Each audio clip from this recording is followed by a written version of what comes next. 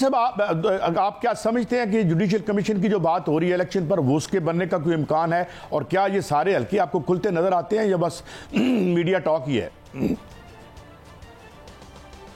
मेरा ख्याल है कि मीडिया टॉक है, क्योंकि बहुत से जो हमारे मीडिया में जो साथी हैं उन्होंने रोज़ाना टीवी पे आके कुछ ना कुछ अपनी राय ज़रूर देनी होती है, तो उनको राय ज़रूर देनी चाहिए, लेकिन ठोस इन्फॉर्मेशन की बुनियाद पर राय देनी चाहिए और ठोस हक़ाइक़ और दस्तावेज़ी सबूतों के साथ उनको इन्फॉर्मेशन देनी चाहिए। तो मुझे नहीं पता कि जो हमारे साथी ये कह रहे हैं कि NA 130 खुलने वाला है, मेरे पास तो ऐसी कोई इन्फॉर्मेशन नहीं है, लेकिन मैंने अपनी राय आपको दे दी है कि अगर NA 130 खोलना है तो उसके साथ साथ बाकी भी हल्के खोलें, क्योंकि धांधली की शिकायत तो चारों सूबों में है और यकीनन जितनी धांधली इस इलेक्शन में हुई है 2024 में, पहले कभी नहीं हुई। तो अगर आपने इस धांधली की तहकीकात करनी है तो फिर वो मुल्कगीर सतह पे तहकीकात होनी चाहिए, चारों सूबों में तहकीकात होनी चाहिए, सिर्फ एक सूबे में तहकीकात नहीं होनी चाहिए। लेकिन ये अगर जुडिशियल कमीशन आप बनाएंगे तो जुडिशियल कमीशन पे मैं ज़रा इसलिए ज़्यादा एतमाद नहीं करता कि मैं खुद भी कई जुडिशियल कमीशंस में पेश हो चुका हूँ और जो जुडिशियल कमीशन होता है उसकी तो रिपोर्ट जो है वो मंजर आम पे शादो नादर ही आती है। और ख़ुद मेरे पे एक हमला हुआ था 2014 में कराची में, उसका एक जुडिशियल कमीशन बना था जिसके सरबराह चीफ जस्टिस ऑफ पाकिस्तान थे। तो आज 10 साल गुजर गए हैं, वो उस कमीशन की रिपोर्ट भी सामने नहीं आई। तो अगर आप इस पर भी जुडिशियल कमीशन बना देंगे 2024 के इंतखाबात में धांधली पे,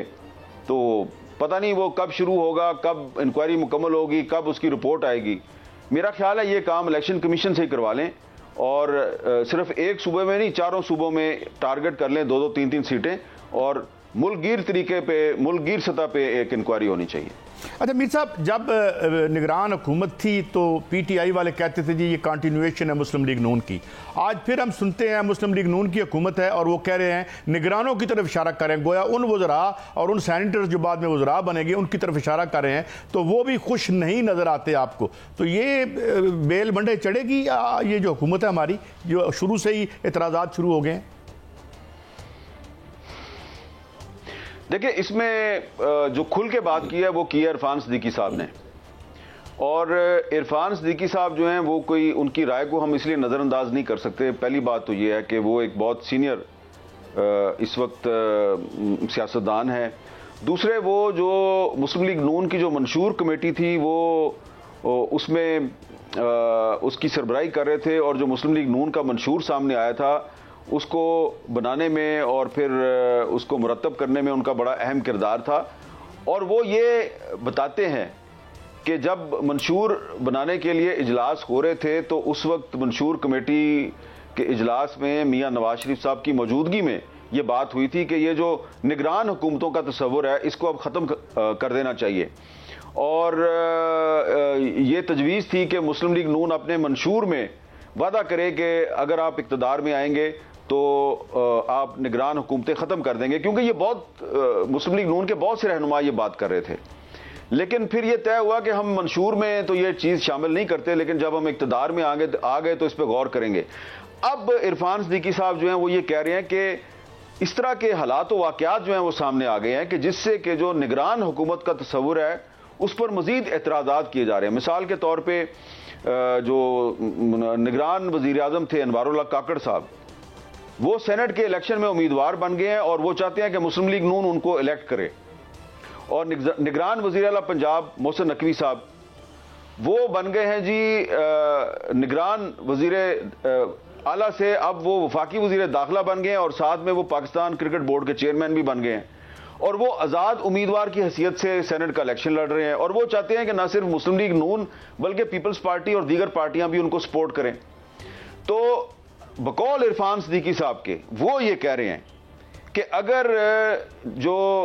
निगरान हुकूमतों की अहम शख्सियात हैं वो अगर मौजूदा हुकूमत में भी शामिल हो जाएंगी तो इससे मौजूदा हुकूमत की क्रेडिबिलिटी जो है उस पे असर पड़ेगा, मौजूदा हुकूमत की साख मजरूह होगी और ऐसा लगेगा कि जो आप निगरान हुकूमत में आए थे तो आपने निगरान हुकूमत में आपने रह कर ऐसी खेती लगाई कि अब आप उसकी फसल काटना चाहते हैं। तो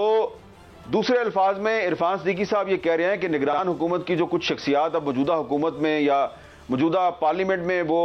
अगर शामिल होना चाहती हैं, तो दरअसल वो अपना जो निगरान दौरे हुकूमत है उसमें जो उनका जो किरदार था उसको भी मुतनाज़ा बना रही हैं। तो ये उनका एक ख्याल है और इस पर तहरीक इंसाफ वाले जो है वो उनसे एग्री करते हैं। तो हो सकता है कि इस पर कोई बिल आ जाए, क्योंकि मेरी इतला के मुताबिक तहरीक इंसाफ के एक जो मेंबर हैं कौमी असम्बली के, वो कुछ वकीलों से सलाह मशवरा कर रहे हैं कि जी प्राइवेट मेंबर बिल लाया जाए कि जो निगरान हुकूमत का जो तस्वर है इसको ख़त्म किया जाए, क्योंकि इसका कोई फ़ायदा नहीं हुआ। तो क्योंकि देखिए ना, बुनियादी तौर पे मैं दोबारा इरफान सिद्दीकी साहब का हवाला दे रहा हूँ, वो ये कहते हैं जी कि निगरान हुकूमत का मकसद क्या है। निगरान हुकूमत का मकसद यह है कि इसने फेयर एंड फ्री इलेक्शन के लिए इलेक्शन कमीशन ऑफ पाकिस्तान को असिस्ट करना है।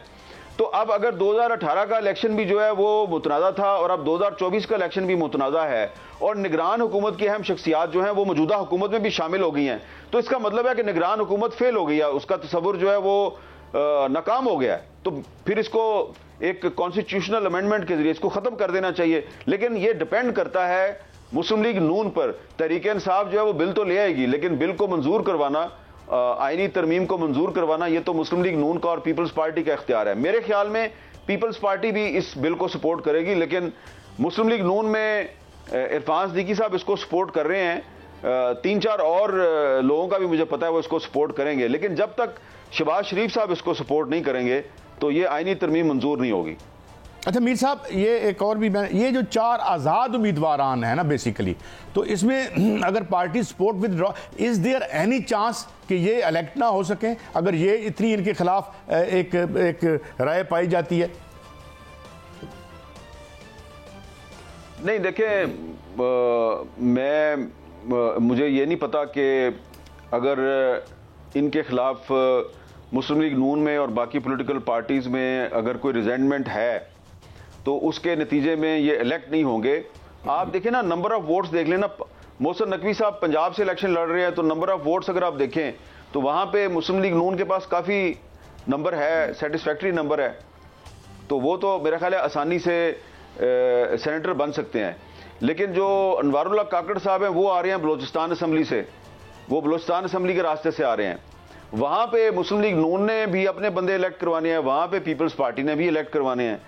तो वहाँ पे कोई प्रॉब्लम हो सकती है। और जो अनवारुल्लाह काकड़ साहब की अपनी पार्टी है बलोचिस्तान अवामी पार्टी, उसके भी कुछ मेंबर्स हैं बलोचिस्तान असम्बली में, वो मेरा ख्याल है कि उनसे खुश नहीं है, हो सकता है कि वो उनको वोट ना दें। मिसाल के तौर पे साबिक चेयरमैन सेनेट सादिक संजरानी साहब जो हैं वो अब बलूचिस्तान असम्बली के मेंबर हैं, तो जहाँ तक मेरा अंदाज़ा है सादिक संजरानी साहब तो काकड़ साहब को वोट नहीं देंगे। और सादिक संजरानी साहब की दोस्तियाँ जो हैं वो मुस्लिम लीग नून में भी हैं, पीपल्स पार्टी में भी हैं और भी पार्टियों में हैं, तो वो भी उनको वोट नहीं देंगे। तो सादिक संजरानी साहब को मुश्किल हो सकती है। जहाँ तक औरंगजेब साहब हैं, उन्होंने वज़ीर ख़जाना बनना है, तो उनको जो लोग लाए हैं वो मेरा ख्याल है वो उनको इलेक्ट भी करवा लेंगे। तो ये जो 3-4 लोग हैं इसमें से अनवारुल्लाह काकड़ साहब जो हैं उनकी मुझे पोजीशन थोड़ी कमज़ोर नज़र आती है, बाकी जो है वो मेरा ख्याल है आसानी से सेनेटर बन जाएंगे।